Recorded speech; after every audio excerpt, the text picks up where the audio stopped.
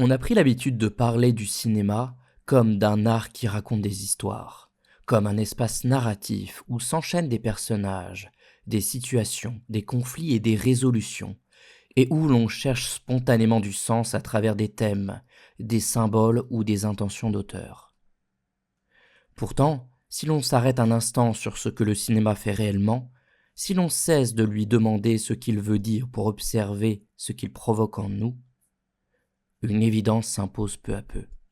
Le cinéma ne se contente pas de représenter le monde, il transforme profondément notre manière de le percevoir, de le ressentir, et surtout de l'habiter dans le temps.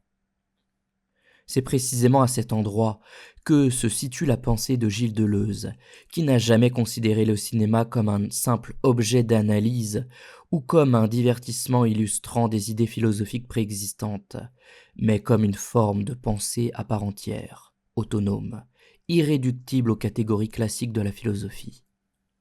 Lorsque Deleuze publie Cinéma 1 et Cinéma 2, au début des années 1980, il ne cherche pas à interpréter les films, encore moins à leur faire dire autre chose que ce qu'ils montrent. Il prend le cinéma au sérieux, comme une machine à penser, capable de produire ses propres concepts à partir d'images en mouvement et d'images de temps. Pour Deleuze, la philosophie pense avec des concepts, tandis que le cinéma pense avec des images, non pas des images figées ou illustratives, mais des images qui sont déjà du mouvement, déjà du temps, déjà de la pensée en acte. Cette distinction est essentielle, car elle implique que le cinéma ne vient pas après la pensée comme une simple traduction sensible d'idées abstraites, mais qu'il est lui-même un lien où quelque chose se pense, se cherche, et parfois se heurte à ses propres limites. Dès les premières pages de Cinéma 1, Deleuze formule ainsi une proposition décisive, à la fois simple et profondément déroutante, lorsqu'il affirme que le cinéma ne reproduit pas le mouvement, mais qu'il donne directement une image mouvement. Avant le cinéma, le mouvement était toujours pensé comme une succession d'instants fixes, comme une série d'images immobiles que l'esprit devait recomposer pour y lire une continuité. Avec le cinéma, cette logique s'inverse, car ce ne sont plus des images qui se mettent à bouger, mais le mouvement lui-même qui devient image, qui se donne immédiatement à voir et à éprouver. Autrement dit, le cinéma ne se contente pas de montrer le monde tel que nous le connaissons déjà.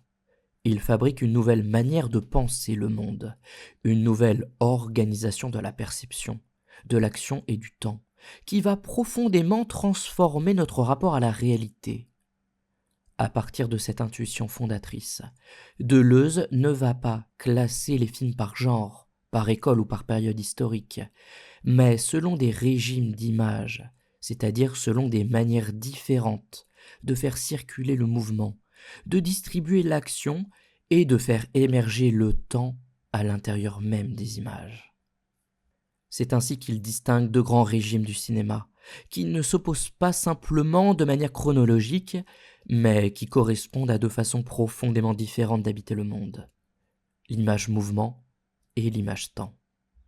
L'image mouvement, que l'on retrouve majoritairement dans le cinéma classique, repose sur une confiance fondamentale dans le lien entre l'homme et le monde, dans la capacité des personnages à agir sur ce qui leur arrive, à transformer une situation par leurs gestes, leurs décisions, leurs choix. Dans ce cinéma, une situation perçue appelle une action, et cette action modifie la situation, faisant ainsi avancer le récit dans une logique fluide, lisible, orientée. Mais à un moment, ce lien se fragilise, puis se rompt. Après la Seconde Guerre mondiale, le cinéma commence à montrer des personnages qui ne savent plus comment agir, non pas parce qu'ils seraient passifs ou indécis, mais parce que le monde lui-même est devenu trop complexe, trop instable, trop opaque, pour répondre de manière immédiate à leurs actions. L'action se dérègle, le geste devient incertain, et le temps cesse d'être un simple intervalle entre deux actions, pour s'imposer comme une manière à part entière, lourde, flottante, parfois écrasante. C'est là qu'apparaît ce que Deleuze appelle l'image temps, Un cinéma où le temps n'est plus subordonné au mouvement, mais où le mouvement devient une perspective du temps, où l'attente, la durée, la répétition, le silence et l'errance prennent le pas sur l'efficacité de l'action. Les personnages ne transforment plus le monde, ils y sont exposés, ils le traversent, ils le subissent parfois. Et c'est précisément dans cette exposition que le cinéma commence à penser autrement, non plus par la résolution des conflits, mais par l'expérience directe du temps vécu. Dans cette émission, je vous propose de traverser la pensée de Deleuze, comme on traverse un paysage cinématographique, en prenant le temps de nous arrêter sur des films précis, sur des scènes singulières, sur des gestes presque imperceptibles, sur des regards qui ne débouchent sur aucune action immédiate, mais qui ouvrent pourtant un espace de réflexion. Nous verrons comment le cinéma classique organisait le monde autour de l'action et de la décision, et comment le cinéma moderne a fait surgir le temps à l'état pur, comment certaines images nous obligent à penser autrement, non pas parce qu'elles nous donnent des réponses, mais parce qu'elles nous placent face à des questions qui résistent. Car c'est sans doute là l'idée la plus forte de Deleuze. Le cinéma ne nous apprend pas quoi penser, il nous apprend à penser autrement, en nous forçant à revoir notre manière au mouvement, au temps, à l'action et à la perception. Et si le cinéma continue de nous toucher, de nous troubler et parfois de nous déranger, ce n'est pas seulement parce qu'il raconte des histoires, mais parce qu'il est capable de fissurer nos évidences, de déplacer notre regard, et de nous apprendre, peut-être, à habiter le monde avec un peu plus d'attention et de nuance. Pour comprendre ce que Deleuze appelle l'image-mouvement, il faut d'abord accepter une idée simple mais décisive. Le cinéma classique repose sur une confiance profonde dans le monde, dans sa lisibilité, dans la possibilité pour un être humain d'y agir de manière efficace, cohérente et signifiante. Ce cinéma part du principe que le réel, même lorsqu'il est hostile, reste structuré, organisé selon des rapports de cause à effet, et que l'action humaine peut encore y produire des transformations reconnaissables. Deleuze appelle cela le schéma sensorimoteur, une expression qui peut sembler technique mais qui renvoie à une expérience très concrète du spectateur. Un personnage perçoit une situation et cette perception déclenche une décision. Cette décision entraîne une action et cette action modifie la situation initiale.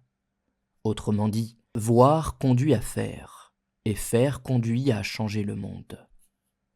Le cinéma classique est fondé sur cette continuité fluide entre perception, action et transformation.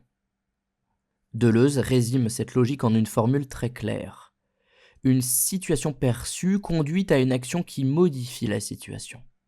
Dans ce régime d'image, le monde est encore habitable, au sens fort du terme.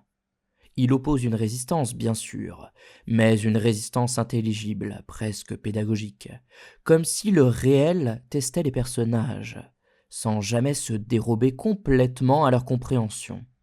Le cinéma classique ne nie pas le conflit, la violence ou la tragédie, mais il maintient l'idée que quelque chose peut être fait, que l'action n'est pas vaine, et que le sens se construit dans le mouvement. On le voit très clairement dans le cinéma hollywoodien classique, notamment dans le western, où le héros est constamment confronté à un territoire à organiser, à pacifier ou à traverser.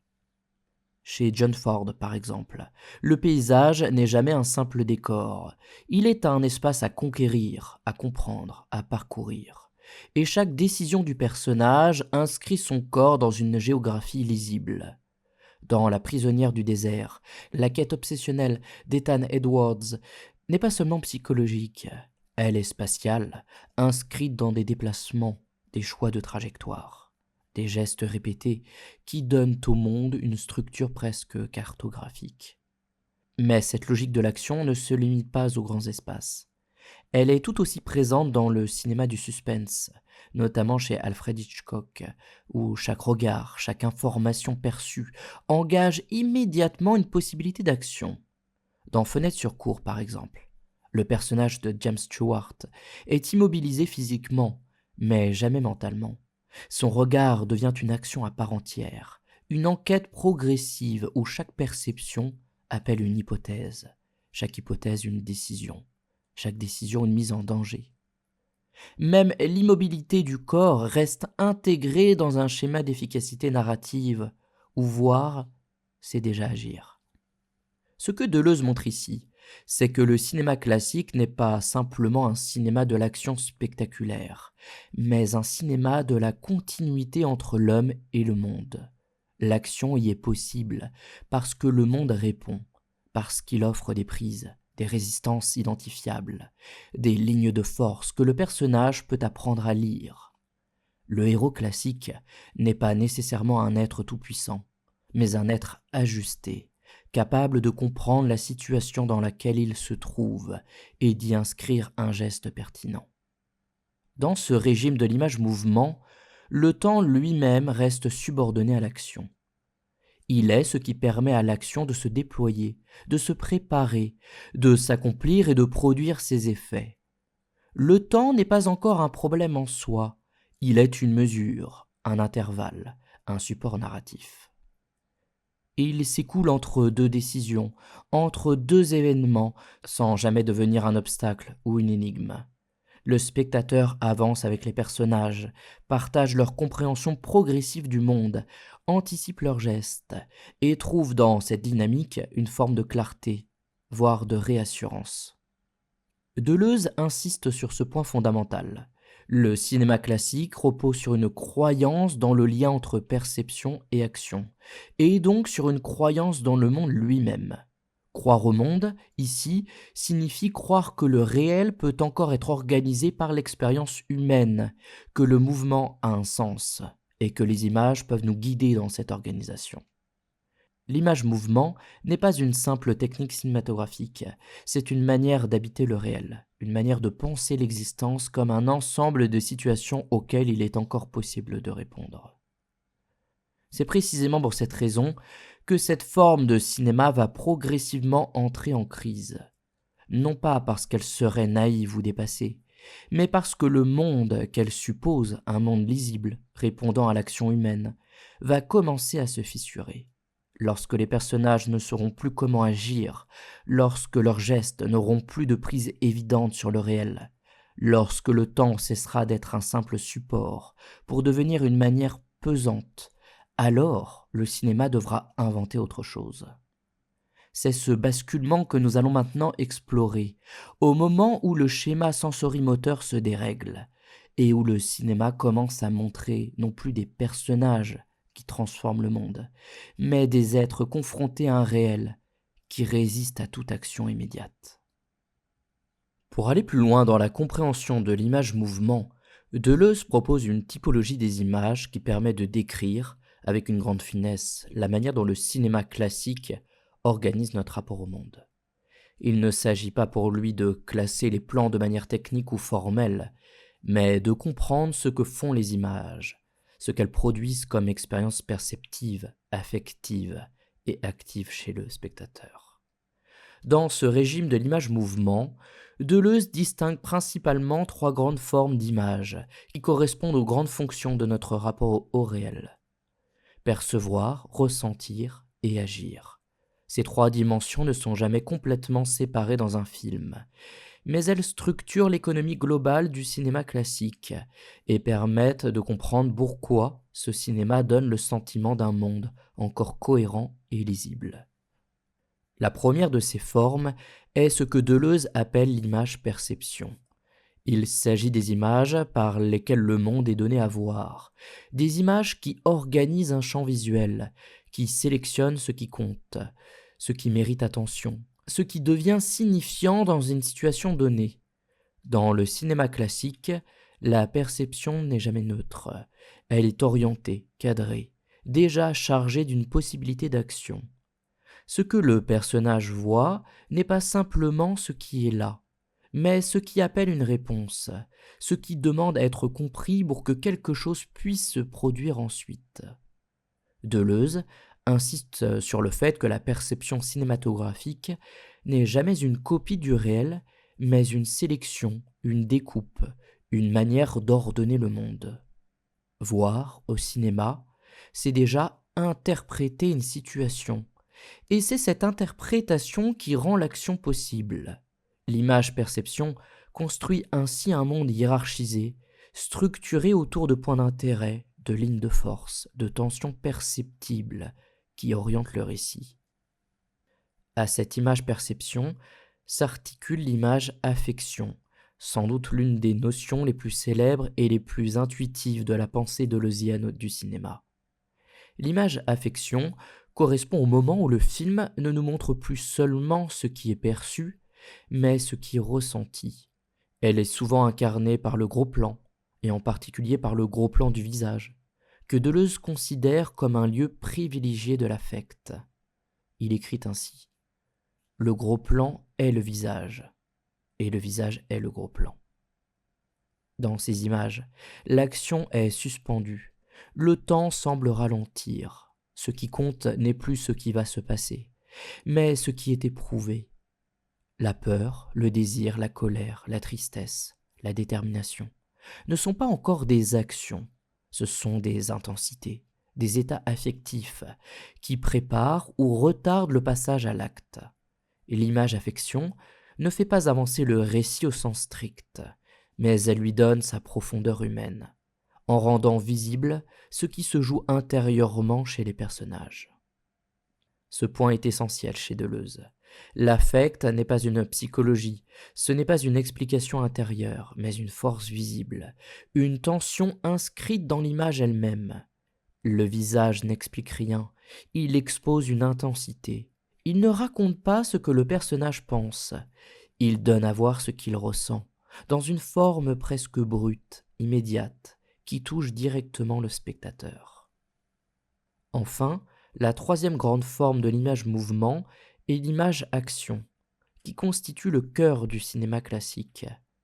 C'est le moment où la perception et l'affect se prolongent dans un geste, une décision, une intervention concrète sur le monde. L'image-action met en scène des corps engagés dans une situation, des choix qui produisent des effets, des actes qui modifient l'ordre des choses. C'est elle qui structure la dynamique du récit, qui donne au film son mouvement vers l'avant, son orientation, sa direction.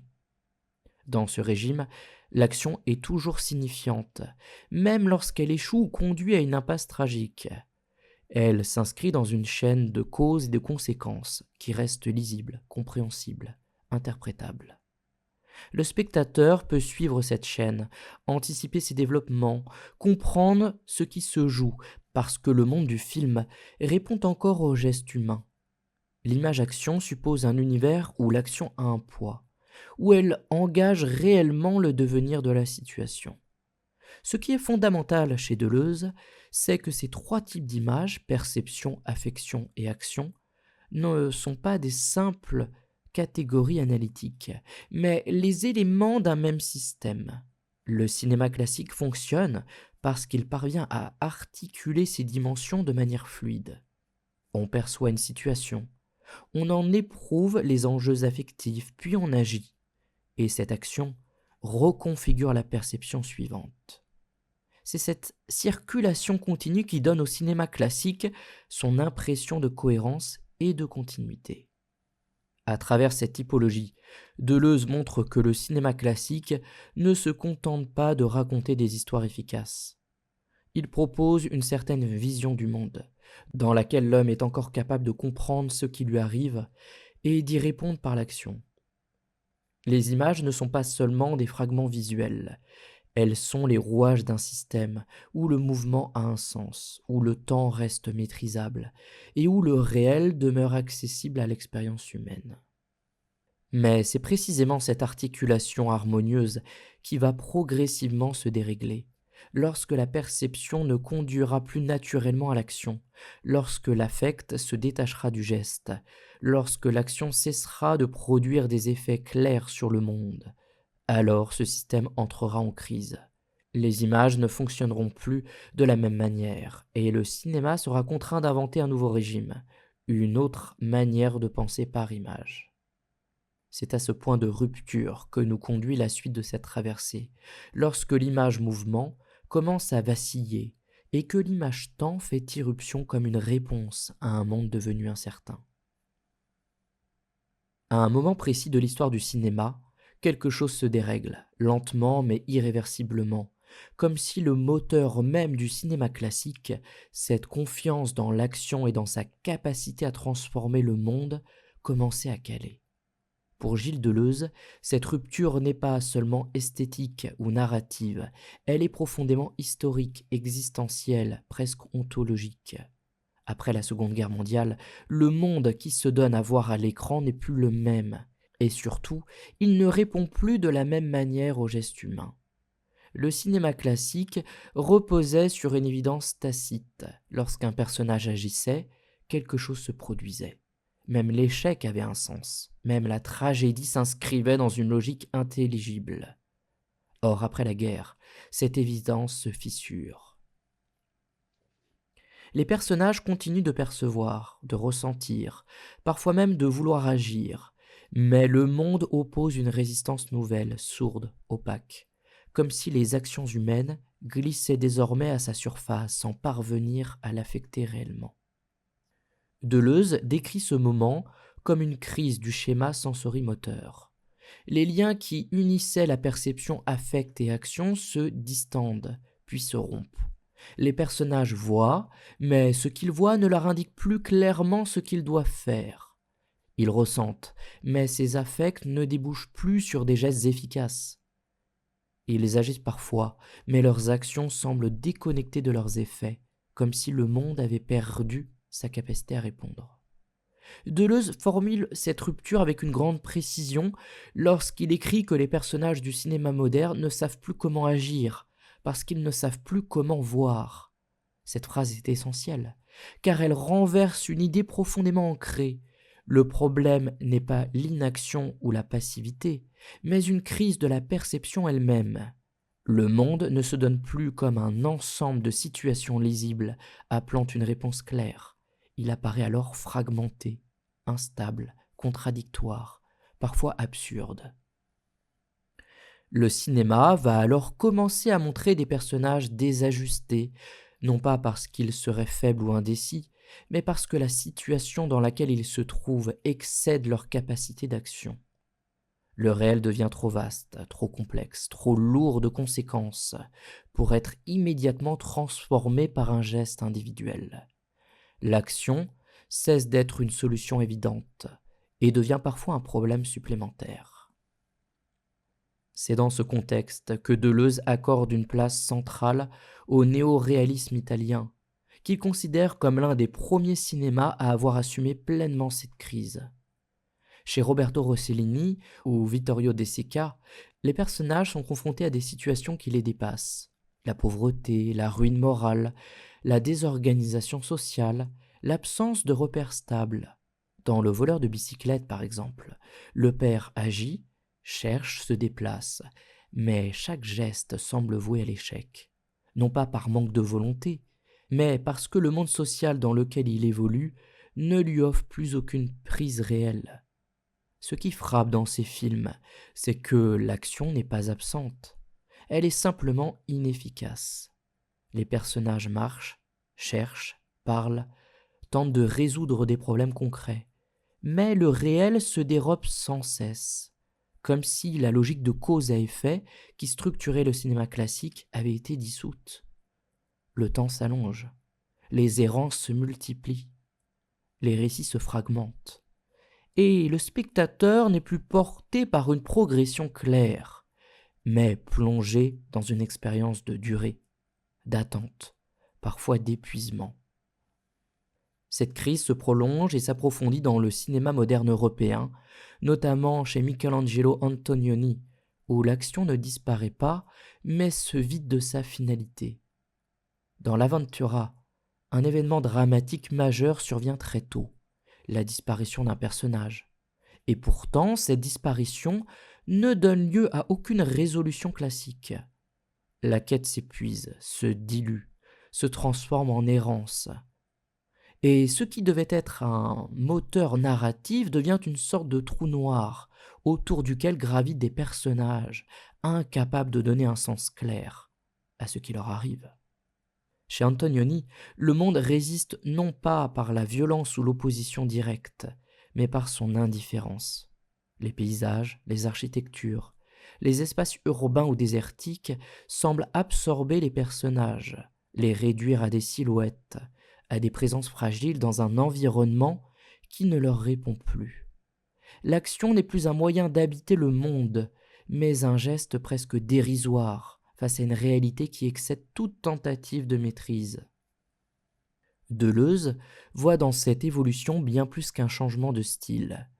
Il y lit la manifestation d'un monde où la croyance dans l'action a été profondément entamée, où l'idée même de progrès, de résolution, de maîtrise rationnelle a été mise en crise par l'histoire. Le cinéma ne peut plus prétendre organiser le réel autour de gestes efficaces, sans mentir sur l'état du monde.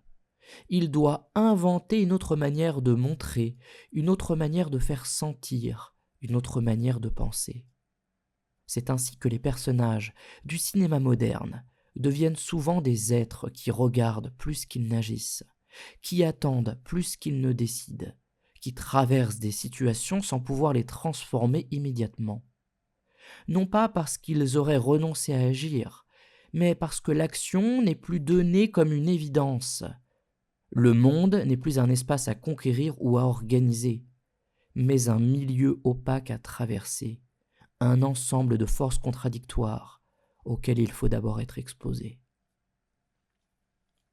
Cette exposition au monde, cette confrontation à un réel qui ne se laisse plus saisir par l'action, marque le point de bascule vers ce que Deleuze appellera l'image-temps, lorsque l'action cesse d'être le centre du cinéma, lorsque le temps n'est plus simplement ce qui relie les gestes entre eux, mais devient une manière autonome, pesante, parfois insoutenable.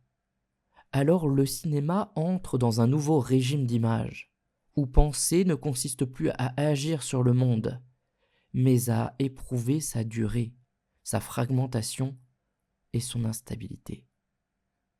C'est ce passage, ce glissement lent mais décisif, d'un cinéma de l'action vers un cinéma de l'exposition au temps que nous allons maintenant approfondir, en entrant pleinement dans ce que Deleuze nomme l'image-temps. Lorsque le schéma sensorimoteur se dérègle, ce n'est pas seulement l'action qui s'affaiblit, c'est toute la posture du personnage face au monde qui se transforme. Le cinéma moderne, tel que le pense Gilles Deleuze, ne montre plus les héros capables de prendre en charge une situation et de la conduire vers une résolution, mais des figures exposées à un réel qui ne leur offre plus de prise immédiate. Les personnages ne sont plus au centre d'un monde qu'ils organisent. Ils sont désormais placés face à un monde qu'ils regardent, qu'ils traversent, qu'ils subissent parfois, sans pouvoir en modifier clairement le cours. Ce déplacement est fondamental, car il ne signifie pas que les personnages deviennent passifs ou indifférents, mais que leur rapport au réel change de nature. Ils ne sont plus définis par ce qu'ils font, mais par ce qu'ils voient, par ce à quoi ils sont confrontés, par ce qu'ils éprouvent sans savoir comment y répondre. Deleuze parle alors de situations optiques et sonores pures, c'est-à-dire de moments où le personnage est placé devant une situation qui ne débouche pas sur une action évidente, une situation qui demande d'abord à être regardée, entendue, traversée, plutôt que résolue. Dans ces films, le regard cesse d'être un simple prélude à l'action. Il devient une expérience en soi. Les personnages regardent un paysage, un visage, une ville, un événement. Mais ce regard ne se transforme pas immédiatement en décision. Il suspend le récit, ralentit le temps, introduit une forme d'indécision qui n'est pas une faiblesse psychologique, mais le signe d'un monde devenu problématique. Regarder ici n'est plus préparer l'action, c'est faire l'épreuve d'un réel qui résiste. Deleuze insiste sur ce point essentiel, ce n'est pas le personnage qui est en crise, c'est la situation. Le cinéma moderne ne raconte pas l'histoire d'individus incapables d'agir. Il montre des situations qui excèdent l'action humaine. Le monde est trop fragmenté, trop contradictoire, trop saturé de forces invisibles pour être immédiatement transformé par un geste individuel. L'action ne disparaît pas, mais elle perd sa centralité, sa valeur organisatrice. C'est pourquoi tant de films modernes sont peuplés de personnages errants, de figures en déplacement constant, mais sans but clairement défini. Ils marchent, voyagent, observent, attendent, non pas pour atteindre un objectif précis, mais parce que le mouvement lui-même devient une manière d'exister dans un monde qui ne se laisse plus fixer. Le déplacement ne mène plus quelque part. Il devient une manière de supporter le temps, de traverser une réalité devenue opaque. Dans ce cinéma, le regard n'est plus souverain. Il est souvent démuni. Les personnages voient des choses qu'ils ne comprennent pas entièrement, ou dont ils ne savent pas quoi faire. Ils assistent à des événements sans pouvoir les intégrer dans une logique narrative claire. Le réel apparaît alors comme un ensemble de fragments, de situations disjointes, de moments suspendus, et le spectateur est invité à partager cette expérience d'incertitude plutôt qu'à la résoudre. C'est ici que le cinéma moderne se sépare radicalement du cinéma classique. Dans le cinéma classique, voir, c'était déjà savoir, ou du moins savoir vers quoi se diriger. Dans le cinéma moderne, voir ne suffit plus. Le regard ne débouche plus sur une compréhension globale du monde, mais sur une multiplicité de perceptions partielles, parfois contradictoires, parfois muettes. Le personnage devient témoin plutôt qu'acteur, exposé plutôt que maître de la situation. Cette transformation affecte profondément le temps du film. Lorsque l'action cesse d'organiser le récit, le temps n'est plus comprimé entre des événements décisifs. Il se dilate, s'étire, se répète, parfois jusqu'à l'inconfort. Le spectateur n'est plus porté par une progression narrative claire, mais invité à faire l'expérience d'une durée, d'une attente, d'un flottement. Le cinéma ne cherche plus à faire avancer le temps, mais à le faire sentir. Deleuze voit dans cette évolution une mutation majeure de la pensée cinématographique. Le cinéma cesse d'être un art de la résolution pour devenir un art de la présentation. Il ne s'agit plus de montrer comment une situation est réglée, mais comment elle est vécue. Les films ne proposent plus des réponses, mais des expériences. Et ces expériences passent par des regards qui ne savent plus quoi faire, par des silences qui ne débouchent sur aucune parole décisive, par des gestes inachevés, suspendus.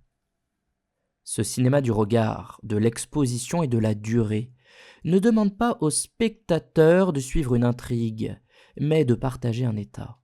Il ne lui demande plus d'anticiper, mais d'accepter de ne pas savoir, de rester dans l'incertitude, dans l'entre-deux. Regarder devient alors un acte profondément différent.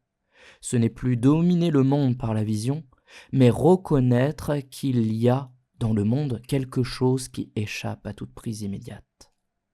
C'est précisément à partir de ces personnages qui regardent au lieu d'agir que Deleuze peut formuler sa grande intuition. Lorsque l'action ne fonctionne plus, le temps apparaît à l'état pur. Le cinéma n'est alors plus structuré par le mouvement orienté vers un but, mais par la durée elle-même, par la manière dont le temps pèse sur les corps, les regards et les situations. Nous entrons pleinement dans le régime de l'image-temps, où le cinéma ne cherche plus à organiser le monde, mais à nous faire éprouver sa complexité, sa fragilité et son indétermination. C'est cette émergence du temps comme matière première du cinéma que nous allons maintenant explorer plus précisément, en abordant directement ce que Deleuze appelle l'image-temps et la manière dont elle transforme en profondeur notre manière de regarder les films. Avec l'image-temps, le cinéma franchit un seuil décisif, non seulement esthétique mais philosophique, car il cesse de faire du temps un simple support de l'action pour en faire une matière autonome, presque palpable, qui s'impose au personnage comme au spectateur. Là où le cinéma classique utilisait le temps comme un intervalle entre deux actions, un moyen de faire progresser le récit, le cinéma moderne, tel que le pense Gilles Deleuze, inverse radicalement cette hiérarchie.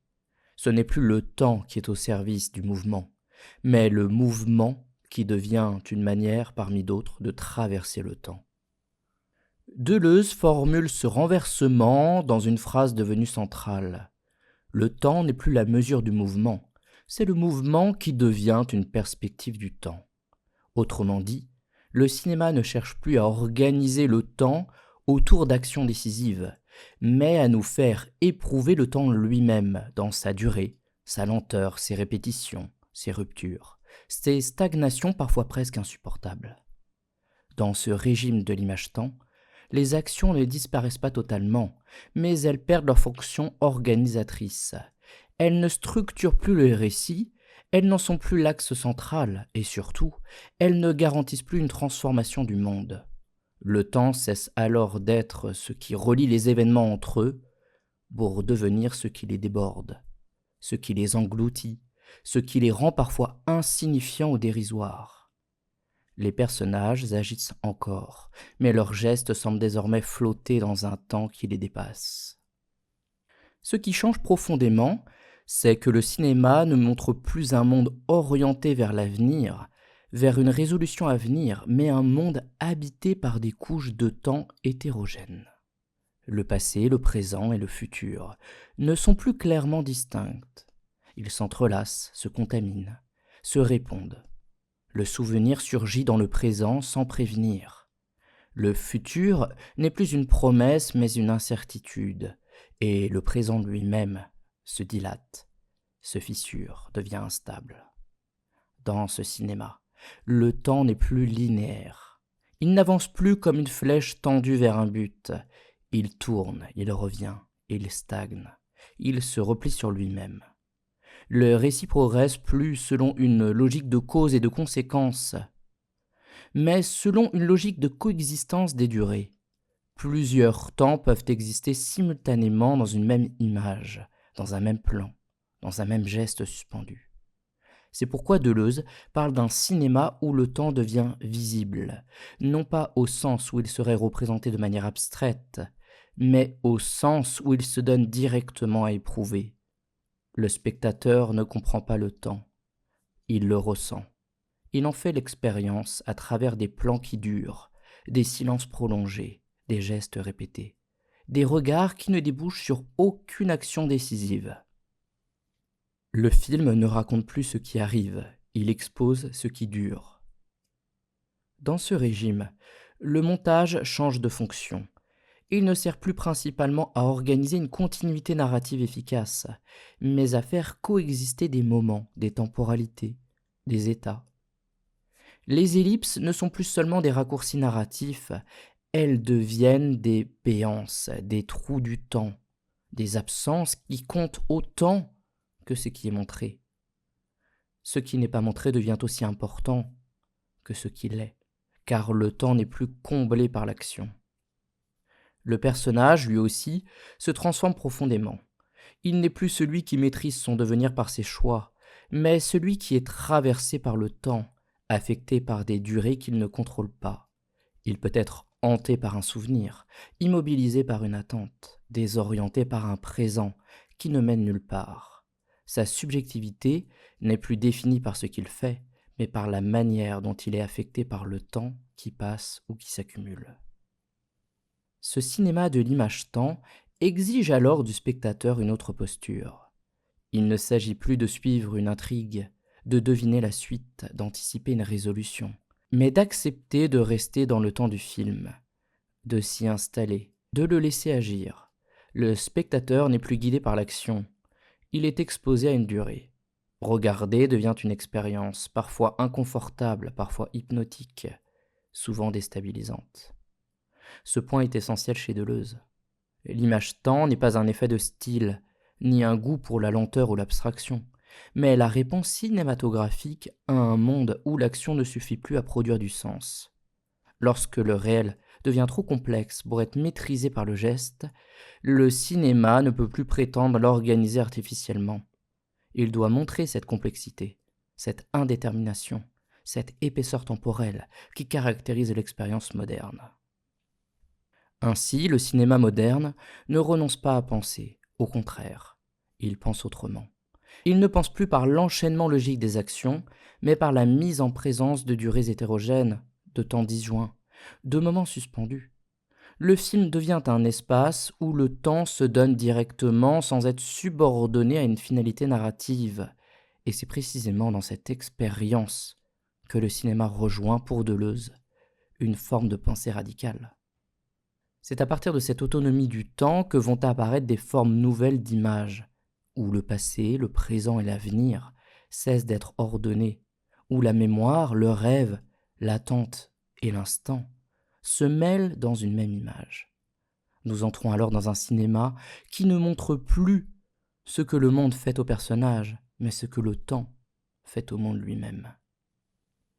Lorsque Deleuze parle de situations optiques et sonores pures, il ne désigne pas seulement des images belles, contemplatives ou silencieuses, mais une transformation radicale de la fonction même de l'image cinématographique. Dans le cinéma de l'image-mouvement, voir et entendre servaient essentiellement à préparer l'action. La perception était orientée, finalisée, intégrée dans une chaîne sensorimotrice qui donnait au monde sa cohérence. Avec l'image-temps, cette logique se défait et les images cessent d'être subordonnées à ce qu'elles permettent de faire. Les situations optiques et sonores pures apparaissent précisément lorsque les personnages sont placés face à des situations qu'ils ne peuvent ni comprendre immédiatement, ni résoudre par l'action. Ils voient quelque chose, ils entendent quelque chose, mais ce quelque chose ne leur indique plus ce qu'il faudrait faire. La perception n'ouvre plus sur une décision, elle se suffit à elle-même. Elle devient une expérience autonome, souvent troublante, parfois dérangeante, parce qu'elle expose le personnage et le spectateur avec lui à un réel qui ne livre plus ses clés. Gilles Deleuze insiste sur un point fondamental. Dans ces situations, ce n'est pas le personnage qui est déficient, ce n'est pas un problème psychologique ou moral, mais la situation elle-même qui est devenue problématique. Le monde ne se présente plus comme un ensemble de données organisables, mais comme un champ de force, de signes, de fragments hétérogènes, que le regard ne parvient plus à unifier.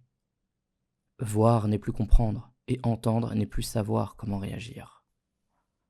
Dans ce cinéma, les personnages deviennent souvent des témoins plutôt que des acteurs.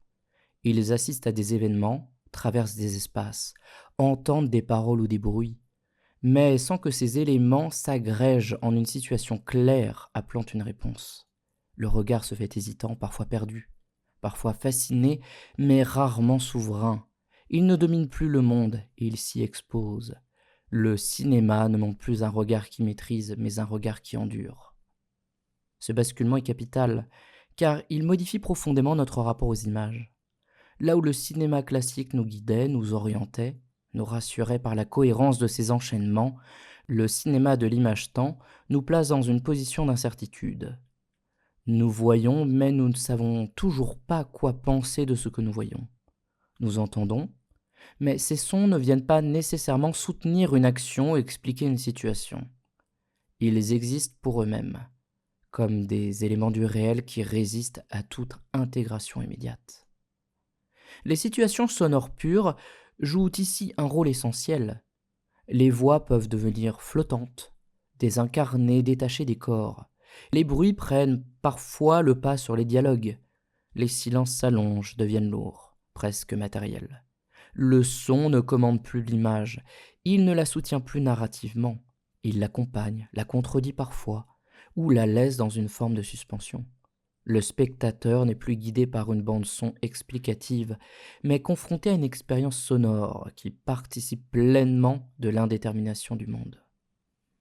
Deleuze montre que ces situations optiques et sonores pures ne sont pas des moments secondaires ou marginaux du cinéma moderne, mais son cœur même. C'est à travers elles que le temps devient sensible.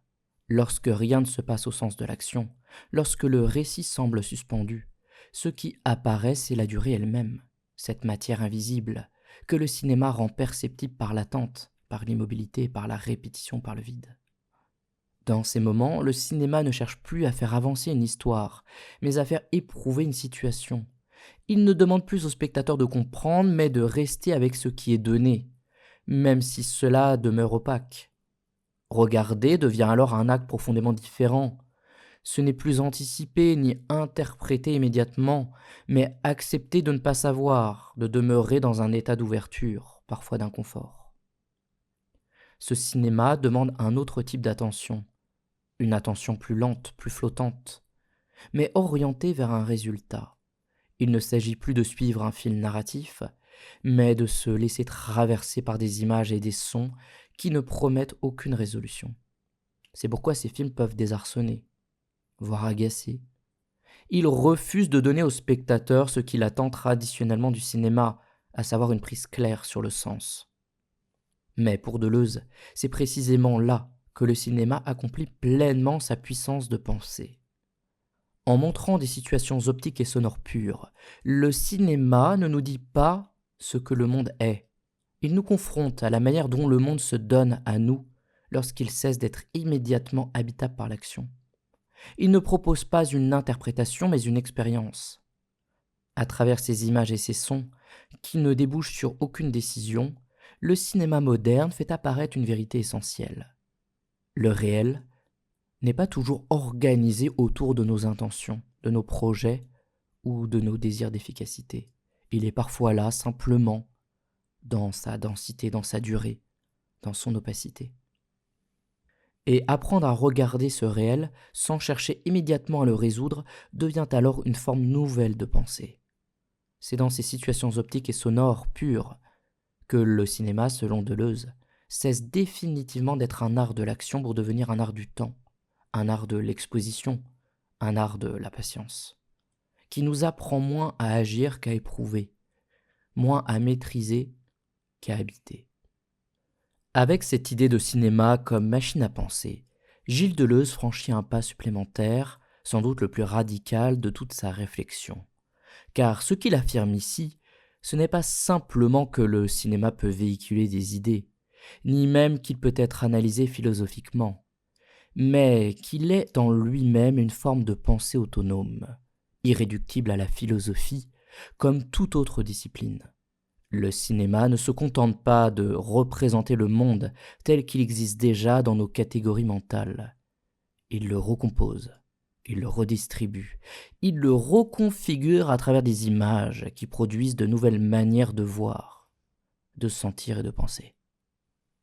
Deleuze insiste sur ce point avec force. Le cinéma ne fonctionne pas comme un langage, il ne communique pas des messages, il ne transmet pas des significations toutes faites, il ne se contente pas de symboliser une réalité extérieure. Il travaille directement sur la perception elle-même. Il modifie les coordonnées de notre rapport au réel en agissant sur le mouvement, le temps, le rythme, la durée, la fragmentation, la continuité ou la discontinuité des images. Ce que le cinéma transforme, ce n'est pas seulement ce que nous voyons, mais la manière dont nous voyons. Dans cette perspective, dire que le cinéma représente le monde serait déjà une manière de le réduire. Représenter suppose un modèle préexistant, une réalité stable qu'il s'agirait de copier, d'imiter ou de refléter. Or, pour Deleuze, le cinéma ne reflète rien, il fabrique. Il produit des blocs de mouvement et des blocs de temps qui n'existaient pas auparavant sous cette forme. Il ne montre pas le monde tel qu'il est, il propose une manière singulière de l'organiser, de le découper, de le rendre sensible. C'est pourquoi Deleuze peut affirmer que le cinéma pense, non pas en formulant des concepts abstraits, mais en produisant des agencements d'images qui font surgir des problèmes. Le cinéma ne donne pas de réponse. Il pose des questions d'un type nouveau. Il ne demande pas que faut-il penser de cette situation, mais comment cette situation se donne-t-elle à voir? Comment le temps y circule-t-il? Comment les corps y sont-ils pris? Comment le regard y est-il déplacé? Dans le cinéma classique, cette recomposition du monde passait encore par l'action.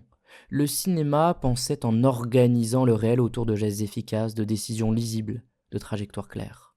Dans le cinéma moderne, cette recomposition passe bien sûr par le temps, par l'attente, par la durée, par la coexistence de temporalités hétérogènes.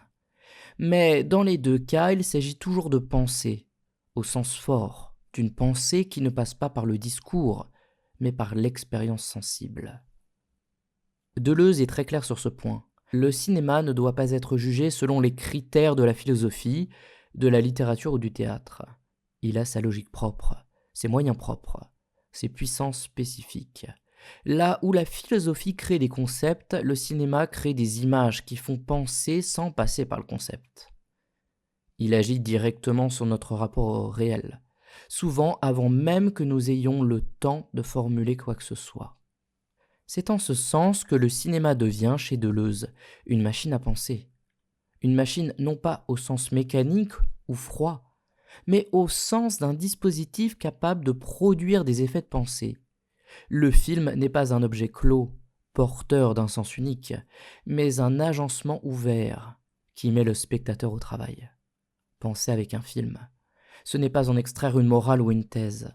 C'est accepter que le film modifie notre manière de percevoir le monde, parfois de manière imperceptible, parfois de manière durable. Cette idée permet aussi de comprendre pourquoi Deleuze s'intéresse autant à des films qui déroutent, qui résistent à l'interprétation immédiate, qui laissent le spectateur dans l'incertitude. Ce ne sont pas des films qui échouent à dire quelque chose, ce sont des films qui refusent de fermer la pensée.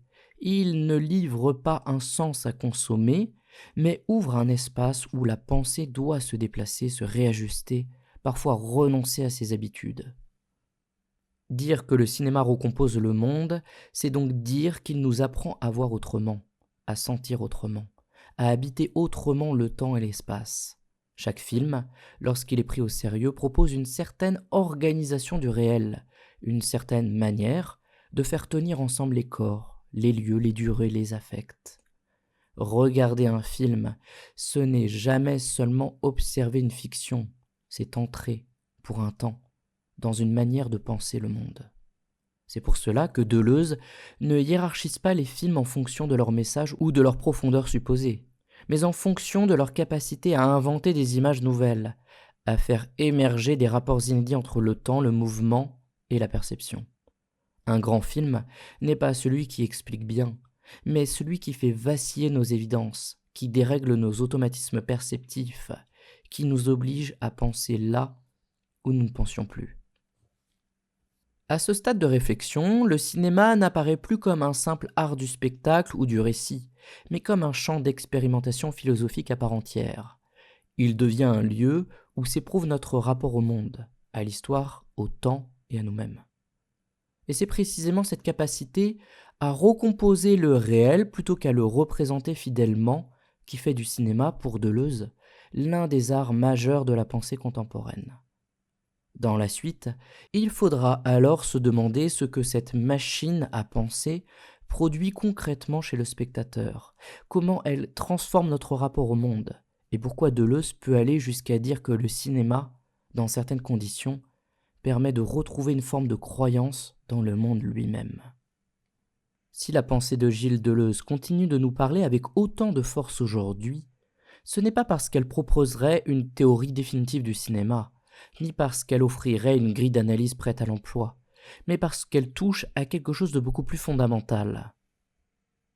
Notre rapport contemporain au monde, au temps et à l'expérience. Deleuze ne nous aide pas seulement à comprendre certains films, il nous aide à comprendre pourquoi notre manière de voir, de sentir et de penser a profondément changé.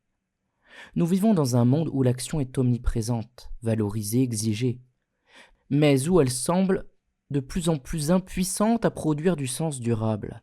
Nous agissons beaucoup, nous réagissons sans cesse. Nous sommes pris dans des flux continus d'informations, d'images, de sollicitations. Et pourtant, cette hyperactivité coexiste avec un sentiment diffus de désorientation, de saturation, parfois même de paralysie. À cet égard, la crise du schéma sensorimoteur, décrite par Deleuze, n'a rien perdu de son actualité. Elle s'est au contraire intensifiée.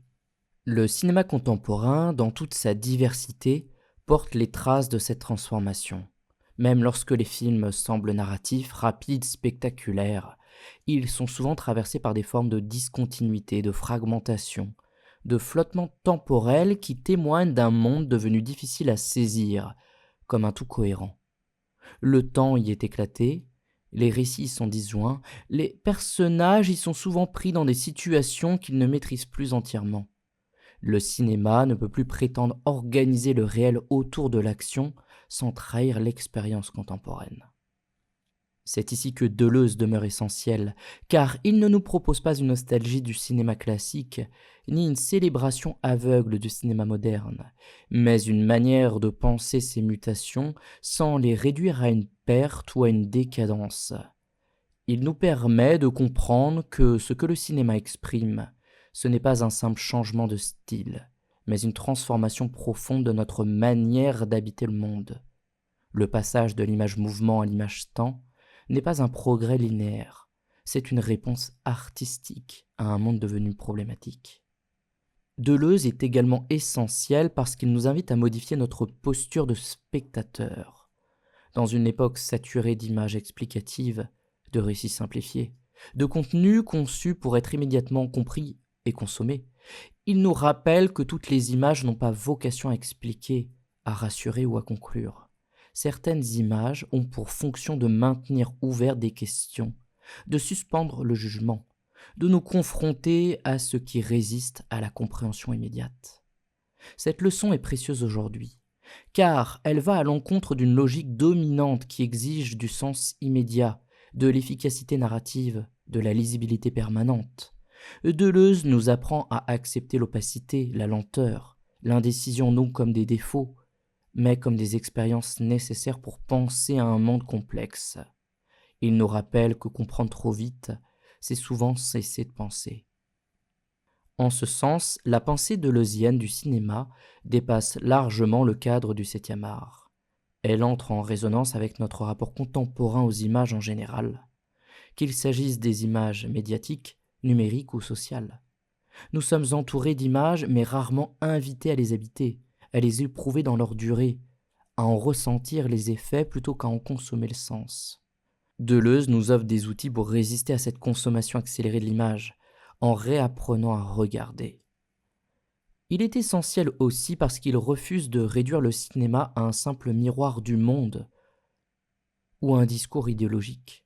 En affirmant que le cinéma recompose le réel, il nous rappelle que chaque film propose une manière singulière d'agencer le temps, l'espace, les corps et les affects. Regarder un film devient alors une expérience active, engageante, qui transforme subitement notre manière de penser, souvent à notre insu. Enfin, Deleuze demeure profondément actuel parce qu'il lie le cinéma à une question éthique et existentielle fondamentale, celle de notre capacité à croire encore au monde. Lorsque les récits s'effondrent, lorsque l'action ne suffit plus, lorsque le temps devient incertain, le cinéma peut, selon lui, ouvrir un espace fragile mais essentiel, où une autre relation au monde devient possible. Non pas une croyance naïve, mais une attention renouvelée à ce qui est là, dans sa complexité et sa fragilité. En ce sens, Deleuze ne nous dit pas comment filmer ni comment regarder correctement, mais pourquoi il est encore vital de prendre les images au sérieux. Le cinéma, lorsqu'il cesse de vouloir expliquer le monde, peut nous aider à le ressentir autrement, à y trouver des prises nouvelles, à habiter le temps avec plus de justesse.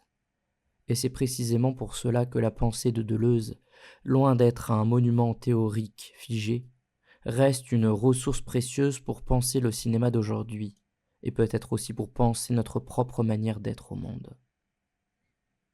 Si le cinéma est encore capable de nous déplacer, de nous troubler, de nous ralentir ou de nous désorienter, c'est parce qu'il demeure, comme Deleuze l'avait pressenti, l'un des lieux privilégiés où la pensée continue de se faire, non par concept, mais par image, par temps, par expérience sensible, qui résiste à toute clôture définitive.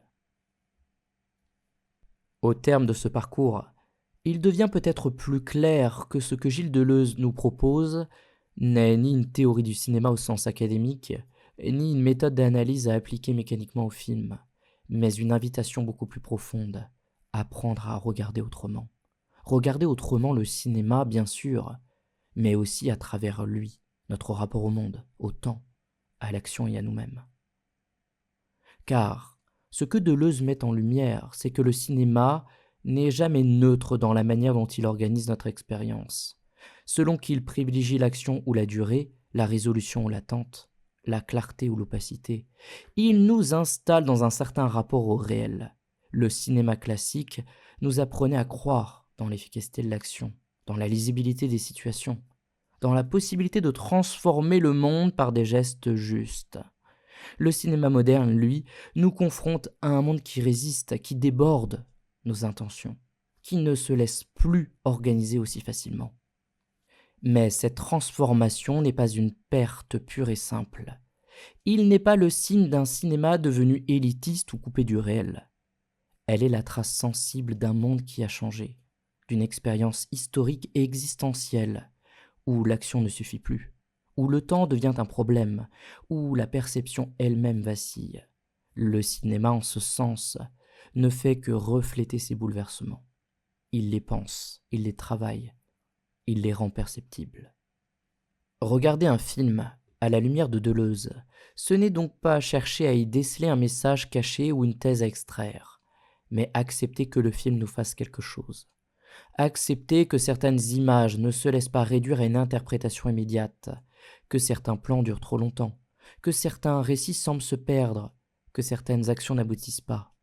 Là où nous avons parfois envie de dire qu'il ne se passe rien, Deleuze nous invite à nous demander qu'est-ce qui est en train de se passer pour le temps, pour le regard, pour la perception. Cette posture demande une forme de patience, presque de disponibilité intérieure. Elle va à l'encontre d'un rapport utilitaire aux images, où tout devrait être immédiatement compréhensible, efficace, consommable. Regarder autrement, c'est accepter de ne pas tout comprendre tout de suite, de rester avec une image, un silence, une durée, sans chercher immédiatement à les résoudre. C'est reconnaître que certaines expériences ne prennent sens qu'après coup, parfois longtemps après, lorsqu'elles ont eu le temps de travailler en nous. Ce que Deleuze nous apprend au fond, c'est que le cinéma n'est pas seulement un art du divertissement ou du récit, mais un art de l'attention. Il nous apprend à prêter attention à ce qui dure, à ce qui se répète, à ce qui résiste à l'action. Il nous apprend à voir que le temps n'est pas seulement ce qui passe, mais ce dans quoi nous sommes pris, ce qui nous traverse, ce qui façonne silencieusement nos existences. Regarder autrement, c'est aussi accepter que le cinéma ne nous rassure pas toujours, qu'il puisse nous désorienter, nous ralentir, nous laisser dans une forme d'inconfort. Mais cet inconfort n'est pas un échec. Il est souvent le signe que quelque chose est en train de se déplacer. Là où le cinéma classique nous offrait des certitudes, le cinéma de l'image-temps nous offre des expériences. Il ne nous dit pas comment agir, mais nous oblige à sentir ce que signifie être là, dans un monde qui ne répond pas toujours. Dans une époque saturée d'images rapides, explicatives, commentées en permanence, la pensée de Deleuze agit presque comme une résistance. Elle nous rappelle que toutes les images ne doivent pas être immédiatement comprises, que certaines doivent être traversées, éprouvées, habitées. Elle nous rappelle que penser n'est pas toujours résoudre, mais parfois accepter de demeurer dans une question. Peut-être est-ce là finalement la leçon la plus précieuse de cette traversée. Le cinéma n'est pas seulement un miroir du monde, ni un discours sur lui, mais un lieu où notre rapport au monde peut se transformer. Regarder un film, lorsque l'on accepte cette transformation, devient une expérience active, engageante, parfois dérangeante, mais toujours potentiellement féconde. Regarder autrement, ce n'est donc pas regarder mieux, ni regarder plus savamment.